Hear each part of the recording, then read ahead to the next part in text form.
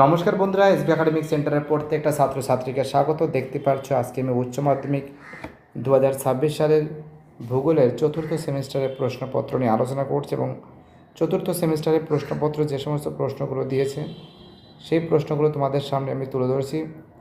যারা যারা ভিডিওটা দেখছো, যারা যারা চ্যানেলের সঙ্গে যুক্ত আছো, যারা চ্যানেলটাকে সাবস্ক্রাইব করেছো, তাদের আমি অসংখ্য ধন্যবাদ জানাই। দেখো, প্রথম প্রশ্ন, প্রদেশীয় বাঁধ কাকে বলে? পেডিমেন্ট বলতে কী বোঝো? ইনসিটু সংরক্ষণ, এক্সিটু সংরক্ষণ দিয়েছে, ঠিক আছে। আর ইনসিটু সংরক্ষণ, এক্সিটু সংরক্ষণ দিয়েছে, দেখে নাও তোমরা আস্তে আস্তে করে। দাও 1 সেকেন্ড। পরিদর্শক বাদ দেখো, পেডিমেন্টটা দিয়েছে। কাম্য জনসংখ্যা বলতে কী বোঝো?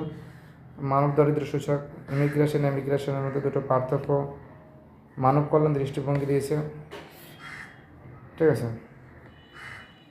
এবং তারপর দেখি এখানে যে প্রশ্নগুলো দিয়েছে একই প্রশ্ন। ইনস্টিটিউট সংরক্ষণ দেখতে পাচ্ছ, ধন্যবাদ। একই কাম্য জনসংখ্যা, ইমিগ্রেশন, মানব কল্যাণ, একই প্রশ্ন। আমাদের পরের প্রশ্ন, ভারতের দুটি পেট্রোলিয়াম শিল্পের কেন্দ্রের নাম লেখো, ঠিক আছে। স্থিতিশীল উন্নয়ন বলতে কী? যে এলইউএলসি ম্যাপ বলতে কী বোঝো? ভারতবর্ষে খাদ্য প্রক্রিয়াকরণ শিল্প ইম্পর্টেন্ট বলেছিলাম, সেটা দিয়েছে। সবকটাই ইম্পর্টেন্ট ছিল, সবকটাই। ধন্যবাদ প্রতীক, ধন্যবাদ। অভিসারী 5 কোণা, প্রতিসারী 5 কোণা দিয়েছে। ফিওড উপকূল, রিয়া উপকূল, ফিওড উপকূল এবং ডালমেশিয়া উপকূল দুটোই পড়তে পেরেছি। তারপরে ফিওড উপকূল দিয়েছে। নদীর পুনর্জীবন লাভ, বিভিন্ন ধরনগুলি উল্লেখ করো। ম্যালথাসের প্রদত্ত জনসংখ্যা তত্ত্ব বৃদ্ধিটা দিয়েছে। জনঘনত্ব ও মানুষ জমির অনুপাত দিয়েছে। বিশ্বব্যাপী জনসংখ্যা বন্টনের পর পরিব্রাজনের 3টি প্রভাব লেখো।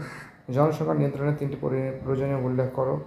সুন্দরবন অঞ্চলে মানুষ, বন্যপ্রাণী ও সংঘাতের 3টি ক্ষতিকারক প্রভাব লেখো। গোষ্ঠীবদ্ধ জনবসতি গড়ে ওঠার কারণগুলি ব্যাখ্যা করো। সম্প্রতিকালে ভারতের মোটরগাড়ি নির্মাণ শিল্প দ্রুত বিকাশের 3টি কারণ থেকে পশ্চিমবঙ্গ আর্সেনিক দূষণ রোধে গৃহীত 3টি ব্যবস্থা উল্লেখ করো। এবং 7 দাগের প্রশ্ন দেখতে পাচ্ছ, যে কোনো একটি প্রশ্নের উত্তর দাও।